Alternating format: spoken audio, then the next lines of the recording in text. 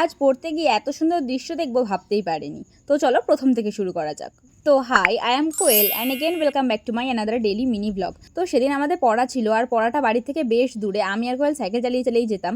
এবার দেখো, যাওয়ার সময় আমরা এই দৃশ্যটাগুলো দেখেছিলাম, কিন্তু তখন দেরি হয়ে যাচ্ছিল বলে আমরা আর থামিনি। কিন্তু আমরা যখন ভেবেই নিয়েছিলাম যে ফেরার পথে আমরা অবশ্যই এখানে দাঁড়াবো, আর এই এত সুন্দর দৃশ্যটা, মানে এই কৃষ্ণচূড়া গাছ ভর্তি ফুল, আমি আমার ইউটিউবের পাতায় সারা জীবনের মধ্যে তুলে রাখতে চাই। Thank you.